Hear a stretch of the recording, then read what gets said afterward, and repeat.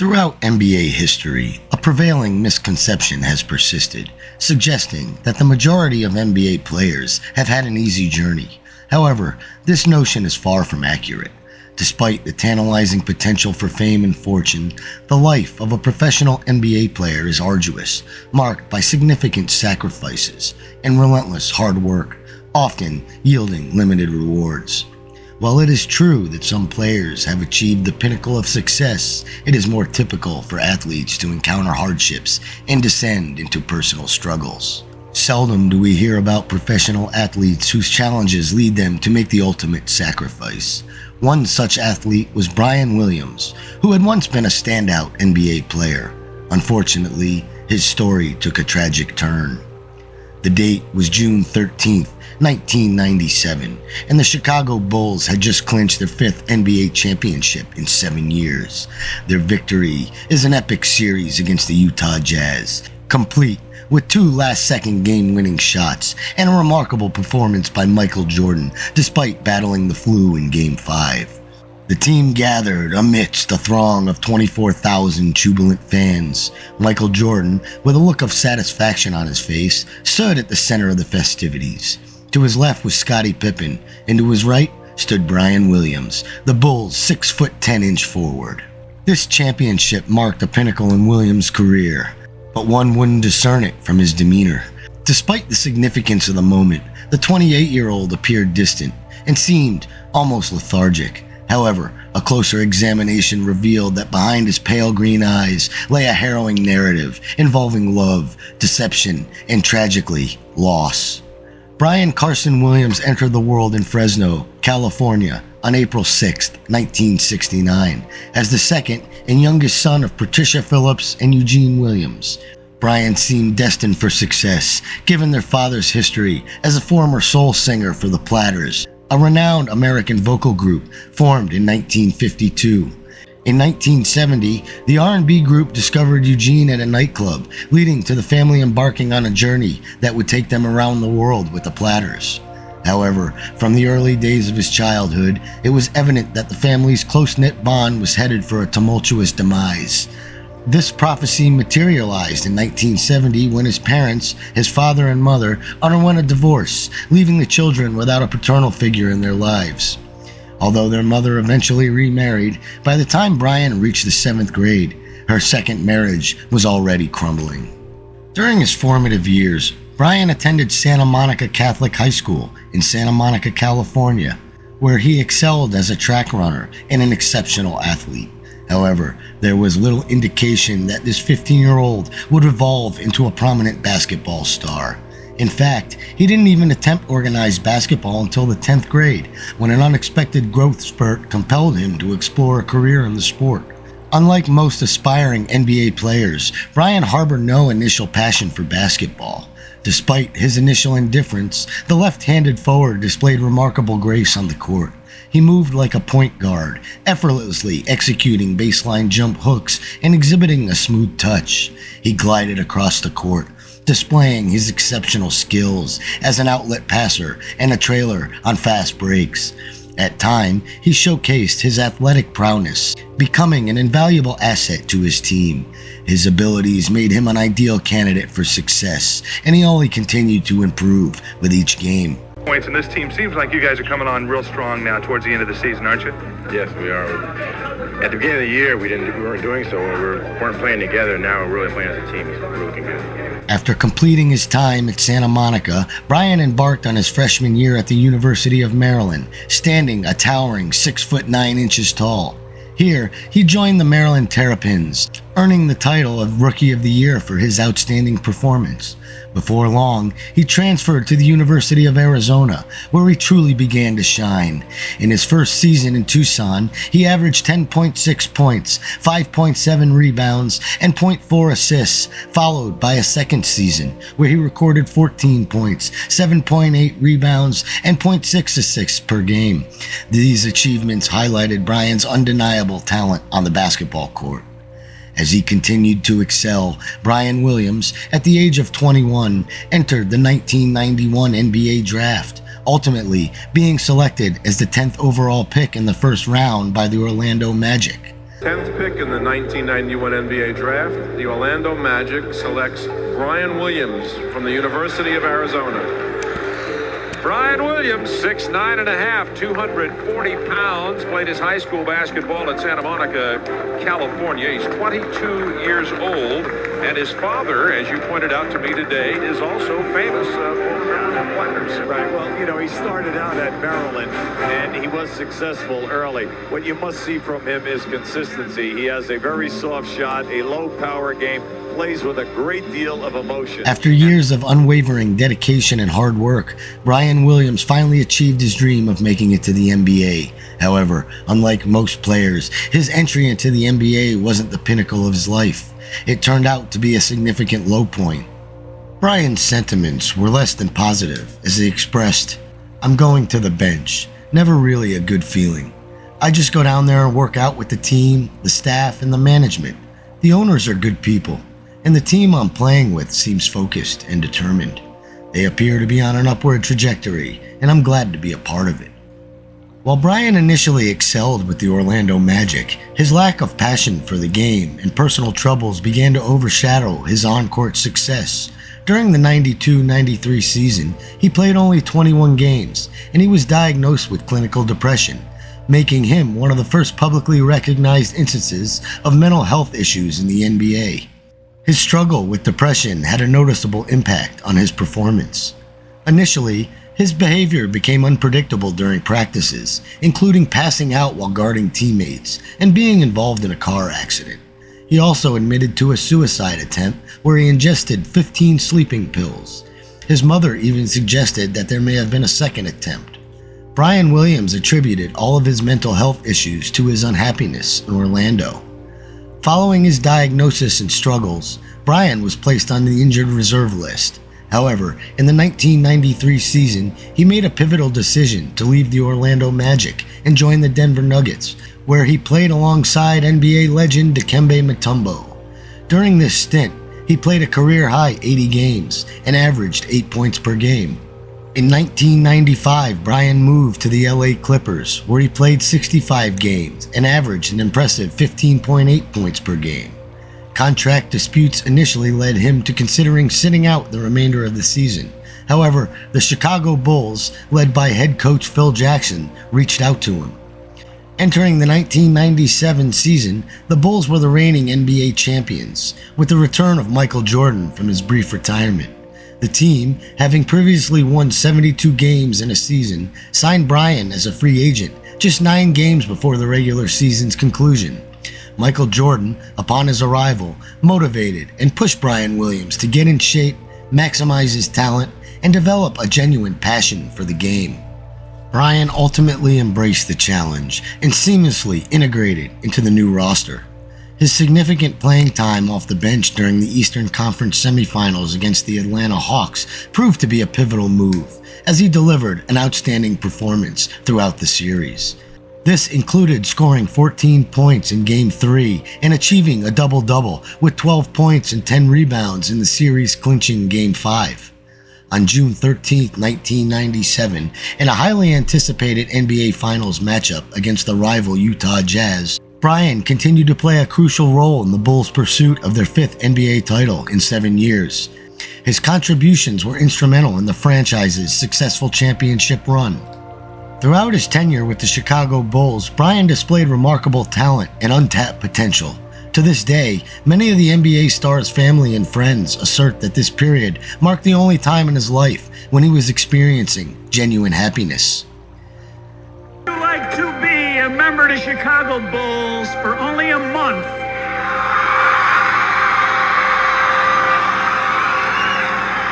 And earn yourself a position to play in the championships and win a world championship ring? Well, I'll tell you what, that's exactly what Brian Williams did.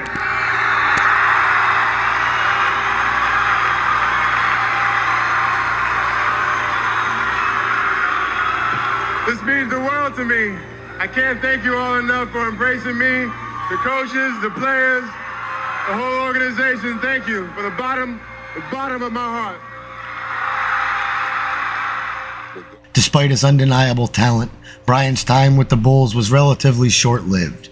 He struggled with certain deficiencies on the court, and his erratic behavior became increasingly perplexing.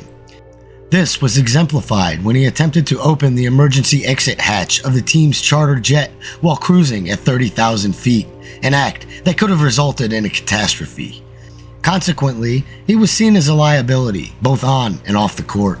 Brian Williams would eventually find a new home when he signed an astonishing 7-year, $50 million contract with the Detroit Pistons. This raised eyebrows considering his inconsistent performance. Nevertheless, as the starting center for the 1998 Detroit Pistons, Brian, now known as Bison Dele in honor of his Cherokee and African ancestry, averaged 16.2 points and 8.9 rebounds per game. Subsequently, after participating in just 49 games during the 1998 NBA lockout season, Bison Dele, despite being in the prime of his career and still having a substantial amount of money remaining on his contract, made a bewildering announcement: his sudden retirement. He had been the Pistons' highest paid player, with over $36 million left on his 5-year contract. Walking away from such a substantial sum of money was unfathomable. Criticism poured in from friends and family, but Bison Dele, despite 2 relatively productive years with the franchise, retired from the game. Money could not provide the stability and fulfillment that he sought. Despite his on-court accomplishments, it became evident that basketball did not bring him the happiness that he yearned for. In the end, Bison Dele's retirement marked a departure from the conventional path of professional basketball players. Unlike many whose careers are cut short due to injuries or lack of skills, he retired to pursue a different kind of spotlight, one far removed from the NBA arenas. It was apparent to many that basketball was not his true passion, but rather the luxuries that it afforded him. Following his retirement, Bison Dele began to chase his genuine desires. He spent months in Beirut, traveled through Europe, ventured through Indonesia and India, and even took up DJing at nightclubs. He met with the Dalai Lama, enjoyed jet skiing in the Mediterranean, ran with the bulls in Spain, rode camels in Cairo, admired Havana's beautiful sunsets, and explored the bazaars of Istanbul. He also pursued his love for music, mastering several instruments like the saxophone, violin, and trumpet, and also earned a pilot's license. This was the life that he had envisioned, a departure from the glitz and pressures of the NBA. Fueled by curiosity, and now financially equipped to do so, Bison Dele was on the path to realizing all of his dreams. Regrettably, the chances of his dreams ever coming to true fruition would soon meet a tragic end. In February of 2000, Bison Dele fulfilled a lifelong dream by learning how to sail. He eventually purchased a 55-foot catamaran boat for $650,000 and named it Hakuna Matata, albeit with a slight misspelling of the Swahili phrase for "no worries." Bison then set sail in the South Pacific, exploring destinations like the Solomon Islands, Fiji, Australia, and various points in between. Toward the end of 2001, Bison extended an invitation to his girlfriend, Serena Carlin, to join him on one of his adventures. They had initially crossed paths in 1997, and despite the strong affection they had for each other, Bison's NBA career had made maintaining a relationship challenging. To make up for lost time, Bison decided to embark on the adventure of a lifetime with Serena. Just 5 months later, the Hakuna Matata was poised to set sail from Tahiti with plans to spend time in Hawaii. Unfortunately, their idyllic journey would soon turn into an unthinkable and tragic disaster. While Bison Dele was finding himself and pursuing his dreams, he carried a shadow that had been with him his entire life, a shadow that had consistently asked him for money ever since his NBA success. This shadow was Kevin Williams. In stark contrast to Bison, Kevin was socially awkward, unsympathetic, and with severe asthma, which led him towards books and chess instead of sports, music, and wealth. While Bison had achieved success, Kevin had struggled, moving from one job in town to another, frequently relying on his younger brother's financial support. To the public, Kevin remained known as Bison's brother.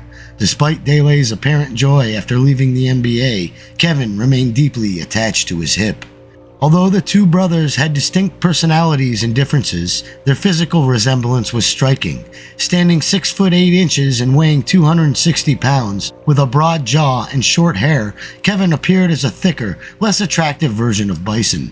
Like his brother, Kevin also changed his name to Miles DeBoard. He battled depression, made multiple suicide attempts, grappled with alcoholism, and took significant amounts of steroids, resulting in frequent hospital visits, with Bison often covering his medical bills.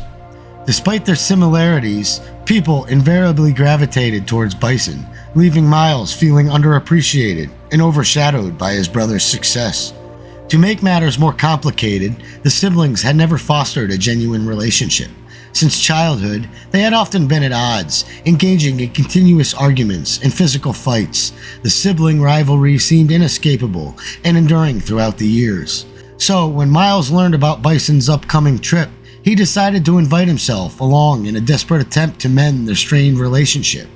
This endeavor, however, would ultimately end in failure. On July 6, 2002, Miles unexpectedly showed up at the dock. At the time, he was unemployed, homeless, and had not had any contact with Bison for over 4 years. Bison Dele was understandably skeptical of his intentions, as Miles had had a reputation for only appearing when he needed money. The question arose, did he seek more financial support, or was there another motive behind his sudden appearance? On July 6, 2002, Bison Dele, Serena Carlin, Miles DeBoard, and Bertrand Saldana, the boat's captain, embarked on their voyage to Tahiti, unaware of the tragedy that would await them. Initially intended to last 2 weeks, the trip took an ominous turn. Over the next 2 days, 3 satellite phone calls were made from the boat. On July 8th, the satellite phones on the boat were abruptly turned off, and all communication was ceased. As days turned into weeks, and weeks into months, friends and family grew increasingly concerned about the lack of contact from the couple. On July 20th, the Hakuna Matata finally returned to port in Tahiti, but with a startling twist. Only one person was on board, and that person was Miles DeBoard. The other 3 passengers, including Bison Dele and Serena Carlin, were missing. This marked the beginning of a tragic and perplexing mystery. Investigators immediately suspected foul play, and for several months, Miles was under suspicion. According to him, Bison Dele appeared to be alive, but the whereabouts of the other 2 passengers remain unknown. Nothing seemed to add up, and as investigations continued, the case grew more confounding. Then, on September 5, 2002, a significant development occurred in Phoenix, Arizona. A man claiming to be Bison Dele was found in possession of his passport and checkbook. He attempted to purchase $152,000 worth of gold, a highly unusual activity considering that Bison had not written a check in over 5 years. Furthermore, Bison was supposed to be on his trip in Tahiti at the time, casting doubt on the situation. Fearing something was amiss, Bison's executive assistant contacted the Phoenix Police Department. This event raised serious questions and intensified the mystery surrounding Bison Dele's disappearance. He was last seen in Tahiti on a 55-foot catamaran. At the age of 33, the former NBA star had vanished, with an ongoing manhunt spanning from the United States to Tahiti. Intriguingly, it was discovered that Miles had been impersonating his brother. The phone number associated with the gold purchase led back to Miles. Police organized a sting operation, resulting in his arrest. After a grueling 5-hour interrogation, he confessed to forging his brother's signature on the bank documents and using Bison's passport, but he was released due to lack of concrete evidence. 2 days later, reports from Tahiti indicated that the boat had been found. Authorities located the Hakuna Matata, which had been registered under a different name, off of the coast of Sahibi. The nameplate had been removed, and there were signs of possible bullet holes.